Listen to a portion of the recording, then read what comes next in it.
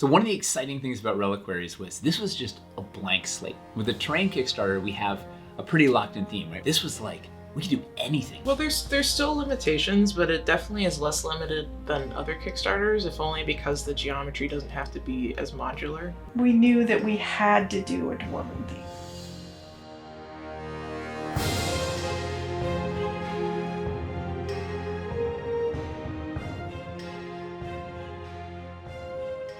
Some of the early concepts I did were sort of enclosures of burning coals where the coals would be underneath the dice. We all agreed that Art Deco has a Dwarven feeling because it's sort of a clean, sturdy, strong, and geometric style of design.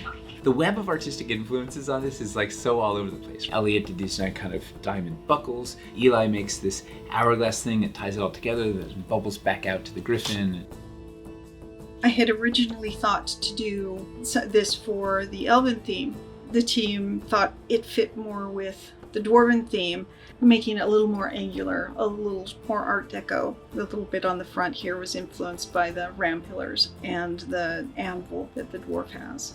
And then I threw in the little Dwarven door to create a kind of almost an entryway, since you could easily put this up against some of our Thor mountains and have it as an entrance to something. Well, I started when I was a little kid. I was like 10 years old, and I started painting for Warhammer. Dwarves were my first miniature love. I started in Warhammer Fantasy Dwarf. Well, for my first iteration, I kind of went with a colder stone. It's kind of my default for stone was kind of like bluish gray. But after some feedback, we decided we wanted it a little bit warmer. So it kind of made me branch out and experiment with, researching different stone and how can I get that result. It kind of turned into this really cool sandy graphite.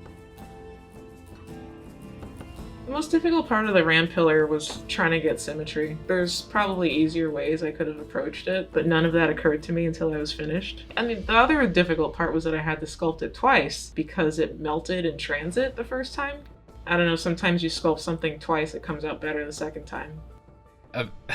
At first, I painted every bit of the Rams gold. I just loved them, and I was really picking them out, and they're like, you know what, that might be a little too much gold. So they still have gold eyes and horns, but I just love how the dry brushing with a softer brush really gets this nice gradient and the stone textures, and it was a much better choice to lower the amount of gold details. I think there's just enough on it now. I kind of call it the most Dwarven Forge scheme. It's not complicated technically, but it is slick, it's neat, you can see all the details of the incredible sculpt very clearly, and I think it just exemplifies Dwarven Forge paint.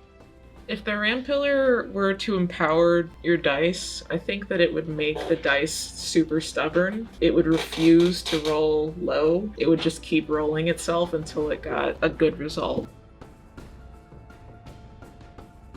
So back in Wildlands, we were doing a Twitch stream where I was interviewing Drew Williams, who's a longtime collaborator with DF. He is like an anatomy wizard. In that interview, I asked him, what's the one thing you'd love to do for Dwarven Forge? And he's like, one day I would love to sculpt the dwarf, the dwarf in the logo. And then he had some surprise events in his life and he was unavailable to sculpt for us. Luckily, Nina knew Elliott Malin. He is an unbelievable character sculptor. So he said, hey, do you want to do an analog piece? And he was like, oh, this would be awesome. I'd be honored to be able to sculpt the Dwarven Forge dwarf. Hi, my name's Elliott Malin. I am an art director at Ubisoft, and I do a lot of traditional clay sculpting on the side. I think my favorite thing about this sculpt is probably the anvil. It's had to have both an animal on it. It had to hold some dice, yet still look like an anvil. And it had to look cool without any dice in it. And it had to glow. And it was a fun challenge to figure that one out.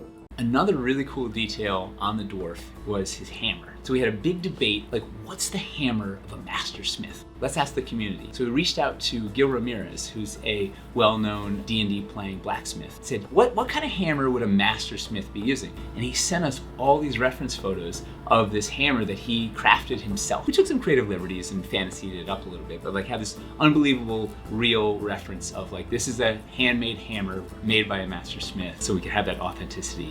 So one of the big setbacks I had with this piece was sculpting at such a small scale. I've done a lot of traditional sculpting. My pieces are like 5 times the size of these things. So I just wasn't used to this tiny scale. Especially when I tried to smooth things out, it started to look like mashed potatoes. Eventually, we decided to just go at it with 3D. What we ended up doing was taking a lot of the concept sculpts that I had done in ZBrush, just refining those some more, and then eventually modeling all the props on top of it. Also figuring out how to make this 3D sculpt feel like it was made out of stone. So we shipped him a bunch of different DF things that were made in stone. And he lifted those textures, made a texture map in ZBrush, and then like actually used those textures on his sculpt.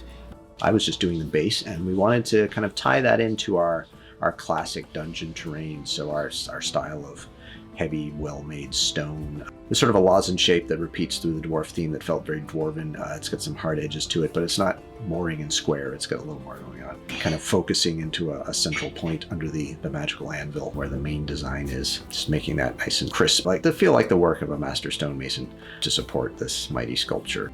So I like playing dwarves, just stubborn beings that are hot-headed but likable. That's my style. Well, I painted the anvil first, so I knew I just wanted to use the metallics to just separate details from the stone, like a lot of the most ornate, important details. In the design meetings, we definitely had some discussion about which details to be gold on the dwarf. What I like about what we came up with is there's this nice line from like the hammer detail to the head and shoulder through to the beard, so there's kind of like a nice sort of diagonal that lines up sort of with his pose. I like the fact that you can tell immediately that's our logo, and it's just to see it finally come out. Yeah. That's perfect for the Reliquaries thing. We've tapped into some secret artistic reservoir. I'm excited to see the things that we've learned from Reliquaries, how that affects our workflow. Everybody was able to do stuff that really resonated for them artistically, and I think the results show in our work. It's a creative ferment where everybody's like throwing stuff into the stew. The final thing is like this amazing, delightful dwarf stew.